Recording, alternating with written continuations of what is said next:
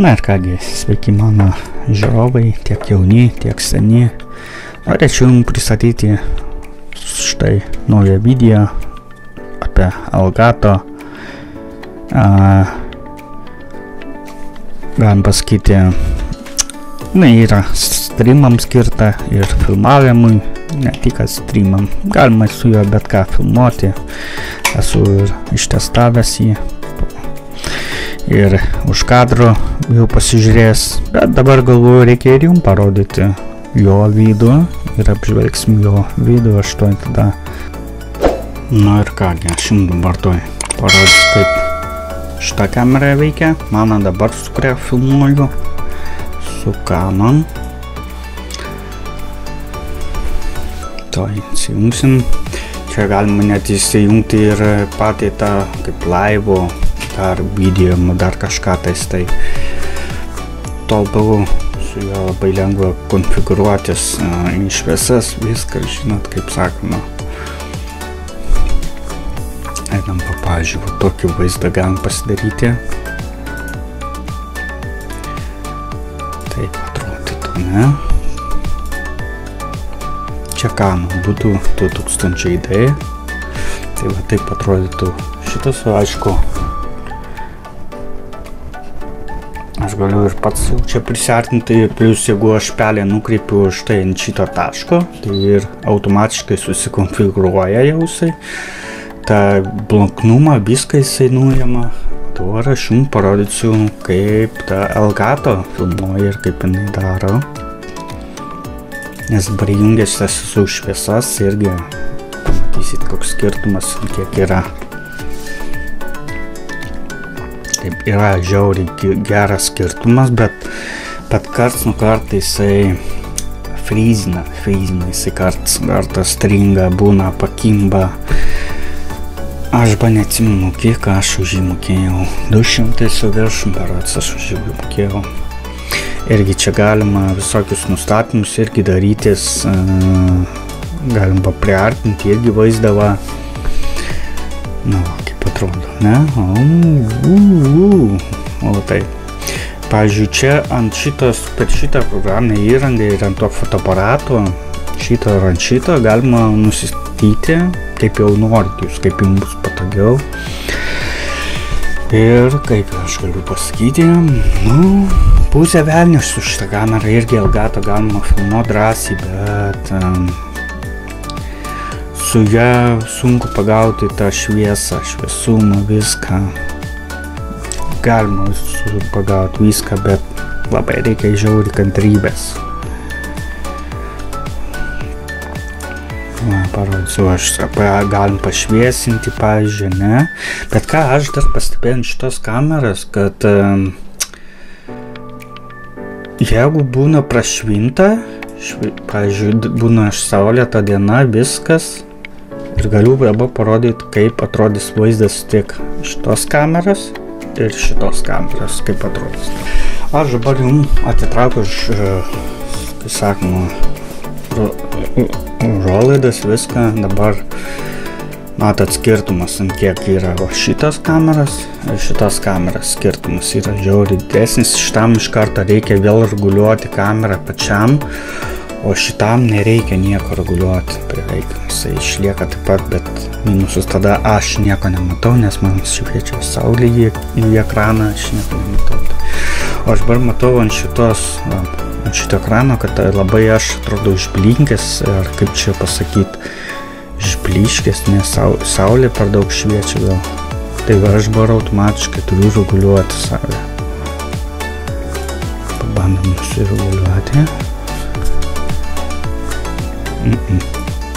Nieko gero.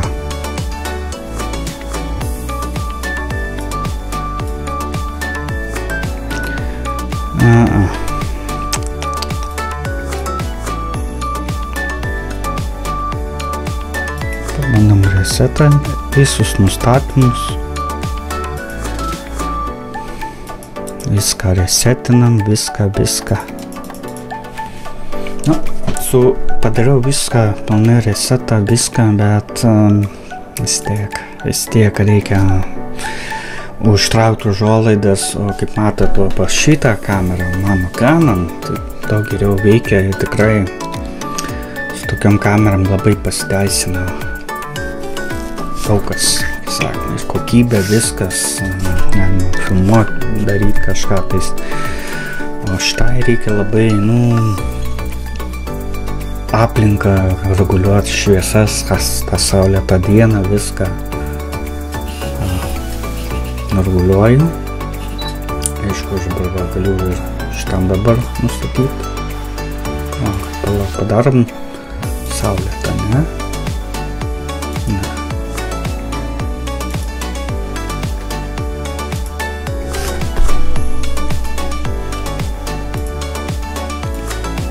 Irgi va visuotą darom. Bet irgi vėlgi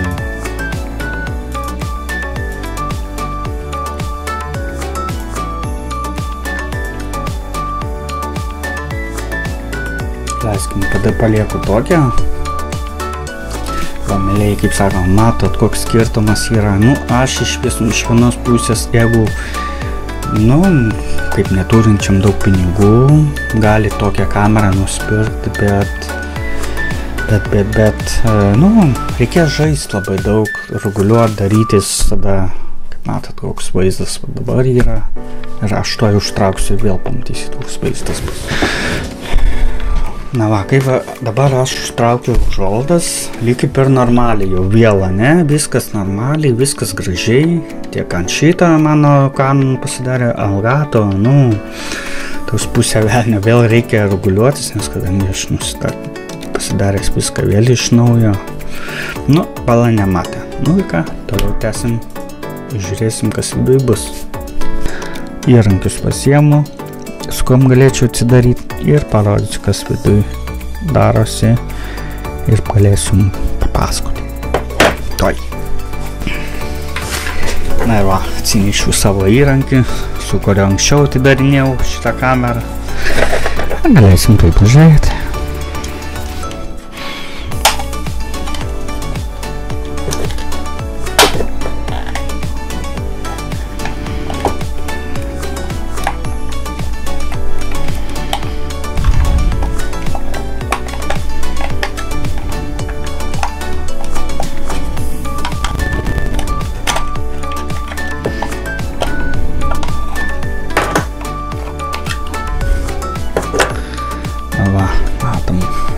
Jo vidus, stiklelis, iščiupinėtas jau.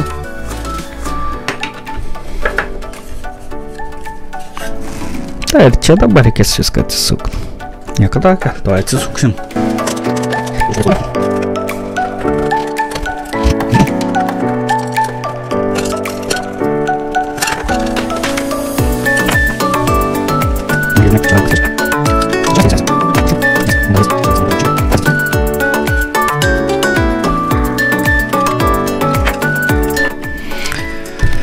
Tai yra laikiklis, kurio galima, pavyzdžiui, štai tokius prisukti. Aš turiu jo kažkur pasidėjęs tą laikiklį irgi,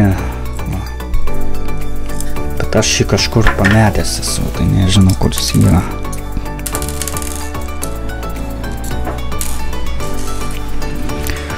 Tai va, aišku, čia visur viską išmėtysiu.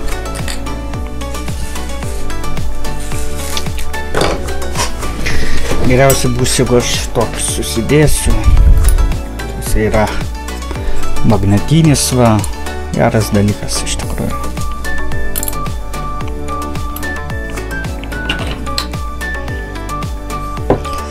Neblogas daiktas.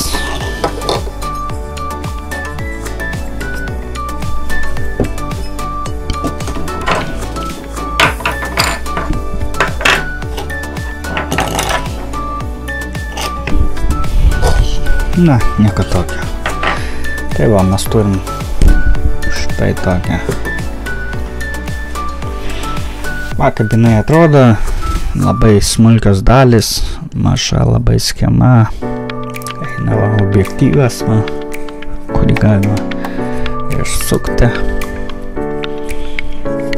jeigu atveju reikėtų pravalyti ar kažką.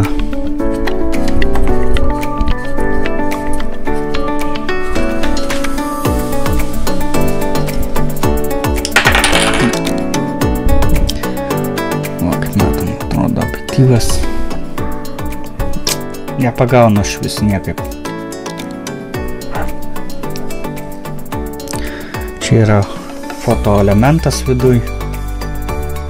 Dabar šiuolaikinė va matosi fotoelementas. Va, matosi kau puikiausiai, ne? Tada reikia priartinti. Kaip ir viskas. Ne? O čia matom yra radiatorius. Plius jisai kaitina štai šitą visą schemą, kaitina. Ir nežinau, mano manimu būtų taip nesąžininga, gal sakyčiau, sudėtas jisai nesąžiningai, nes jisai pradeda striginėtas. Ta kamera visa ir jinai, kai sakoma, visa tie kontaktai šyla, jie net gali įsilydyti, įsivaizduojat, jie net gali įsilydyti, jūs galvosit, o viskas sugeda, o jau viskas sudegė.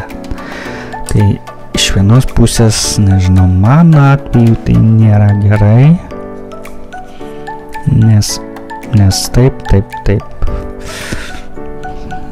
Tai atsuksim dar vienus kontaktus.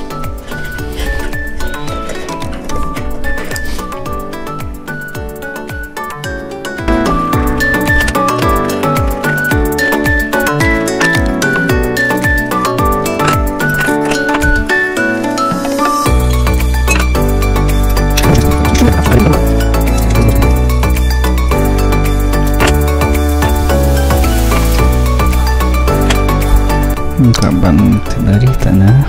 Va, ką matom kokį rezultatą. Ką mes matom viduje? Tarpinės.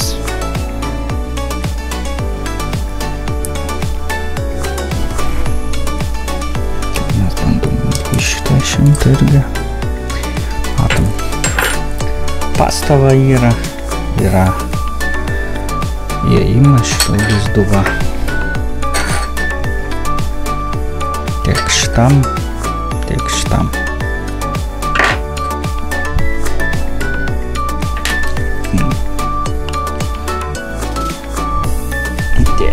Kaip sunku pagauti. Turim štai jau tokią kontaktą.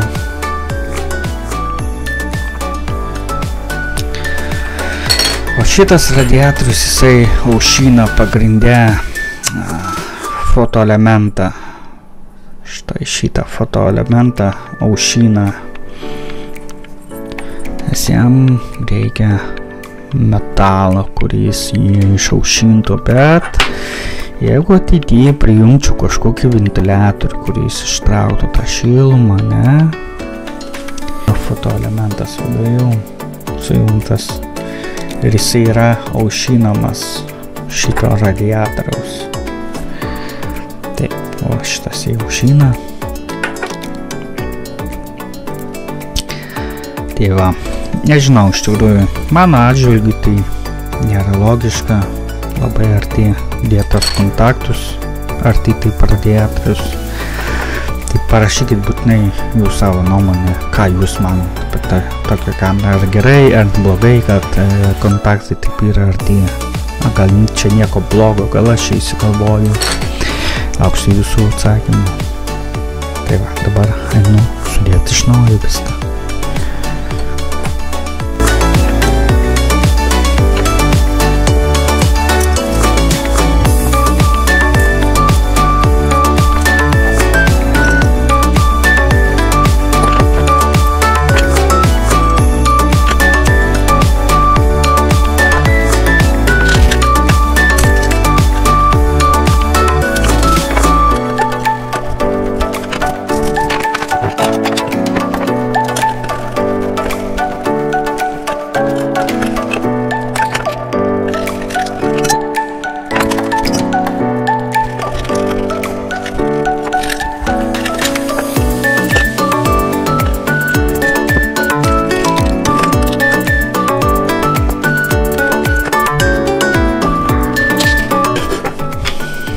Na va, ir vėl jisai įsistato, kaip sakoma, savo buvimo vietą.